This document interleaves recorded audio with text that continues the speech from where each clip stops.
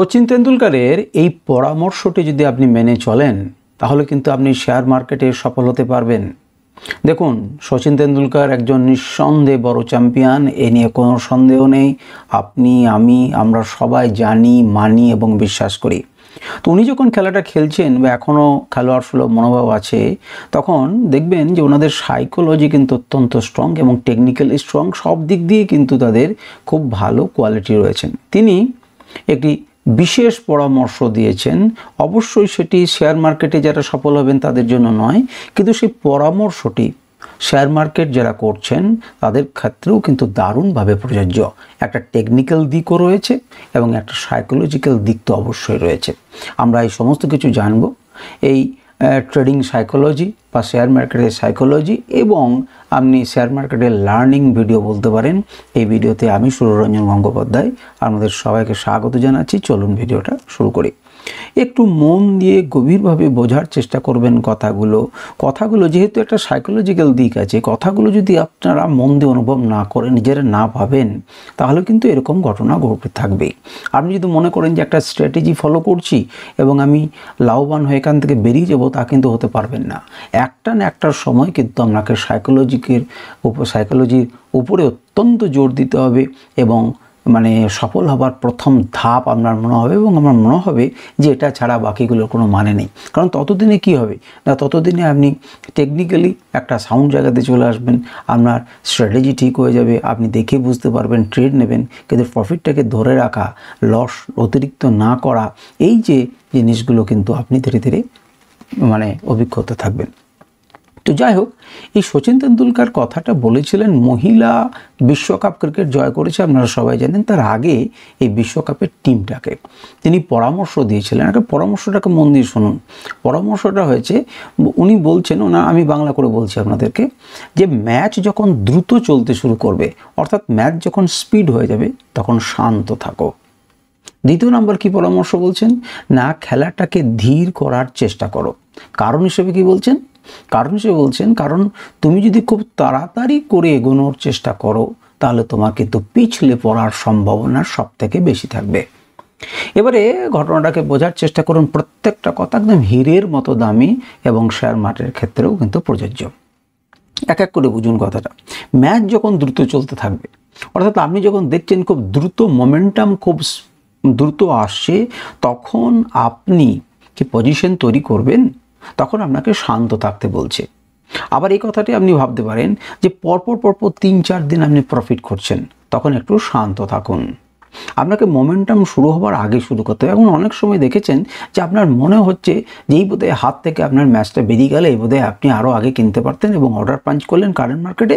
আপনি হয়তো, আমি কথা বলছি যে 100 টাকাতে আপনি দেখে করলেন, আপনি হয়তো কারেন্ট মার্কেট প্রাইসে পাঞ্চ করতে যে লিমিট অর্ডার দিলেন না, হয়তো 102 টাকা, 103 টাকা, 104 টাকাতে কেনা হলো, আপনাকে বেশি দামে কিন্তু কিনিয়ে দিল। এই যে ফোমোর আন্ডারে আপনি পড়ে গেলেন, অর্থাৎ ম্যাচ যখন দ্রুত গতিতে হচ্ছে, তখন আপনাকে শান্ত থাকতে বলছে। আপনি যেহেতু বিগিনার, আপনি আরও কম টাকাতে সেটাকে অ্যাভারেজ করবেন কি করবেন না, আপনি জানেন কোন জায়গাতে কিনতে হবে, কিনতে হবে, আস্তে আস্তে অভিজ্ঞতার সঙ্গে সঙ্গে বুঝতে পারবেন। কিন্তু মেন ব্যাপার হচ্ছে, যখন ম্যাচ খুব দ্রুত এগোচ্ছে, তখন কিন্তু আপনাকে কি করতে হবে? শান্ত থাকতে হবে, নাম্বার 1। নাম্বার 2 কি?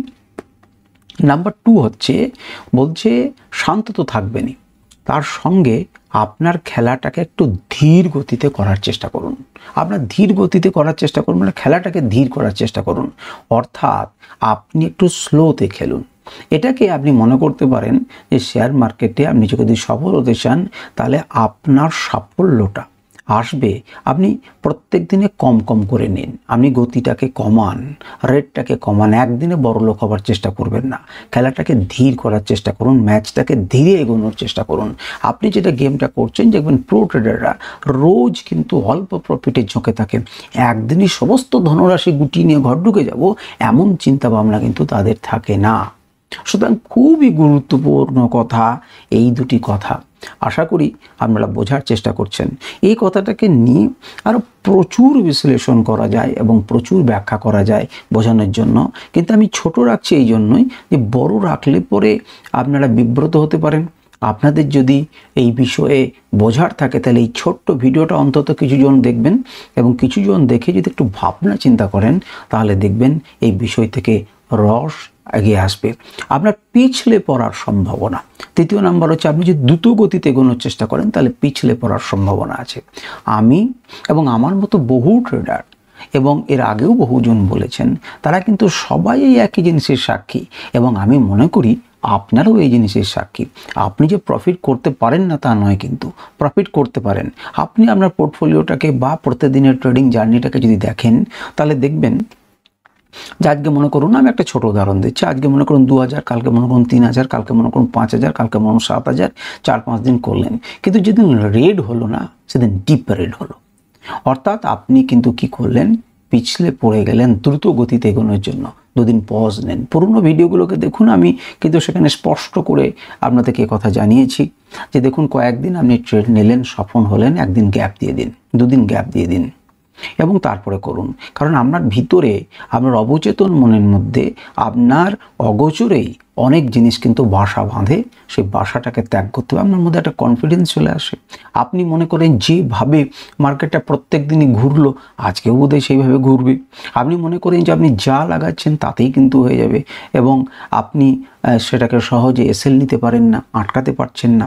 তো এই ধরনের ঘটনাগুলো ঘটে থাকে এবং আপনার পিছলে পড়ে যাওয়ার সম্ভাবনা থাকে। আবার আপনি যদি কয়েকটা মাস ভালো ট্রেড করলেন, তাহলে পরেও আপনি কিছুদিন একটা গ্যাপ নিতে পারেন যে ঠিক আছে আমি একটা গ্যাপ নিলাম। যখন আপনি ধীরে ধীরে একজন সত্যিকারের এই প্রো ট্রেডারে পরিণত হয়ে যাবেন, তখন কিন্তু আপনি কি করবেন, এগুলোকে অটোমেটিক্যালি আপনার ট্রেডিংয়ের মধ্যে বসে থাকবে। দেখুন ট্রেডিং অনেক রকমের হয়, অন্য কথা চলে আসছে প্রসঙ্গে। ট্রেডিং অনেক রকমের হয়, সেখানে কেউ সারা দিন কিন্তু স্ক্রিনের সামনে বসে থাকেন। আবার কিছু কিছু ইন্টারডে ট্রেডিংও হয়, সুইং ট্রেডিংও হয়, তারা কিন্তু স্ক্রিনের সামনে বসে থাকেন না, তারা কিছু প্রফিট করে তারা কিন্তু বেরিয়ে যান, তারা জানে। আগে আপনার গোল সেট করুন। আপনি যারাই এই ভিডিওটা দেখছেন তাদেরকে আমি অনুরোধ করব, যদি নতুন হয়ে থাকেন তাহলে পুরনো একটু কয়েকটা ভিডিওকে দেখবেন, সাইকোলজির উপরে প্রচুর ভিডিও দেওয়া আছে, আপনারা সেই ভিডিওগুলো সার্চ করে দেখুন যে প্রত্যেক দিন একটা প্রফিটের পরিমাণটাকে আমি ফিক্স করতে বলেছি, এবং আমি খুব শিওর যে এটা কিন্তু কেউই করেন না।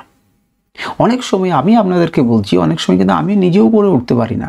আমি হয়তো ফিক্সড করলাম যে আমি 10% ইনকাম করব, কথা বলছি, এবং দেখা গেলো যে আমি একটা ট্রেডেই হয়তো 12% হয়ে গেল, তাও কিন্তু আমি আরেকবার লাফিয়ে নিলাম যে আর একটা করে নেবো, তাহলে আজকে 50% হয়ে যাবে।